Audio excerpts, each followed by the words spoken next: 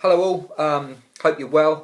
Gavin here with a weekly Football League roundup, plus some anytime goal scorers chucked in for good measure as well. At GHorsel on Twitter, that's me. Welcome back after the FA Cup break. Hope you all enjoyed the FA Cup. I love the FA Cup, I do. Non-league teams adding 2,000 to a home gate, kicking lumps out of league players and giving the benefit of the doubt by the referee, and selling out their shirt sponsors when they make an appearance on TV as well. That's what I love about the FA Cup. It is so romantic. Back to bread and butter of League 1 and League 2 action then. So I'll just quickly run you through a couple of games that took my eye, and then I'll talk you through a few goal scorers as well. So Stevenage is the first team, 5 home wins on the bounce, 6 wins in 8 for Graham Wesley. I think he's reaping the benefits of putting a settled side together, really making his or stamping his mark on this Stevenage side. They host Rotherham, who without a win in 5 before a couple of cup wins over the past week. Big kind of positive or negative for Rotherham for me about this bet is the loss of Kari Arnason, who is away on international duty with Iceland. Their form really dipped last year.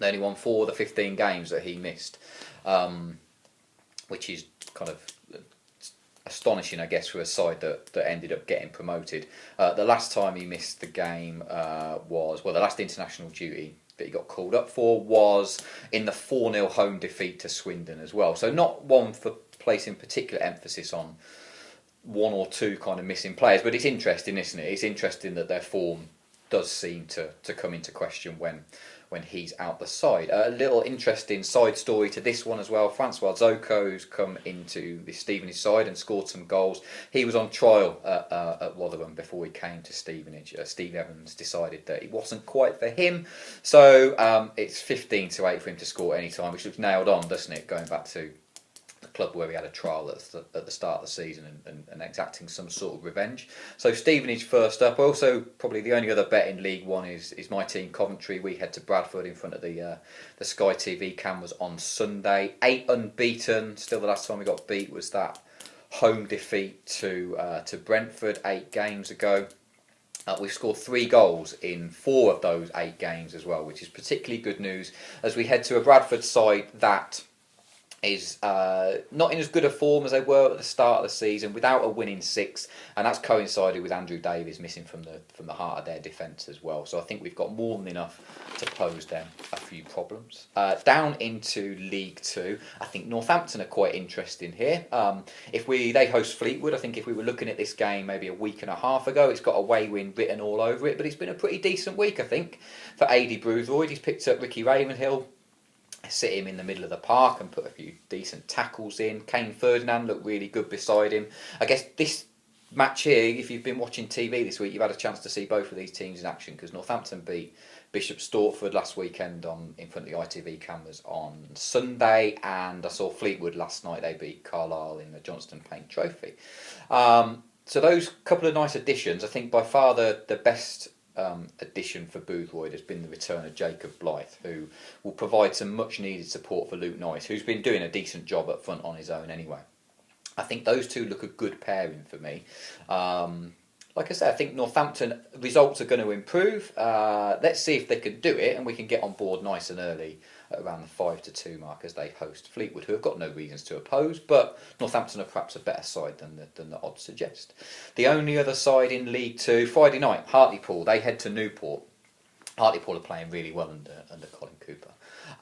And were on top for most of that game that they lost to Rotherham in midweek. They had 1 defeat and 8 before that. Luke James scoring goals, which is good to see. Pretty solid on the road, kept 3 clean sheets at Exeter, York and Torquay, which is good news as they head to Newport. Let's not sell Newport short. Justin Edmonds doing a fantastic job there considering all the injuries that they've got. But there was a couple more absentees to add to their ever-growing list after a week's action. Chris Zabrowski, he dislocated a knee. He's going to be out for the next couple of months. So he's going to be a big miss. And David Pike got sent off, so he's suspended for this game as well. So a fantastic job by Justin Edinburgh to accommodate those injuries. But his job got just a little bit more harder this week. And they host a Hartlepool side that are in good enough form. Anyway, so Hartlepool are going to go off at a decent price. They'll be on my list this week. Let's stay with them then as we look for anytime goal scorers. Michael Duckworth is interesting. He's been having rave reviews the last couple of weeks.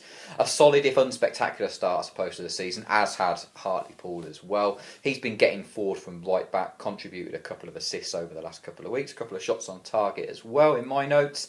I think he's going to get off the mark soon enough. Let's hope he does it nice and early whilst the prices are nice and big at around the 14-1 mark.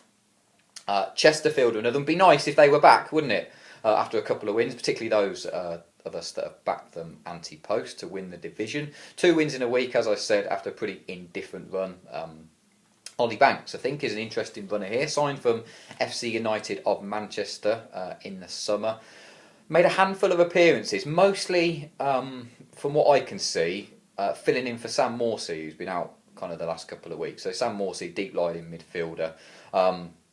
That all changed in midweek. He scored, Ollie Banks he scored 2 in midweek in the 3-0 win at home to Rochdale and your Johnson Paint Trophy. Pushed up a little bit further up the pitch, just behind Nangele. We know Paul Cook likes to play this one up front and then supporting midfielders.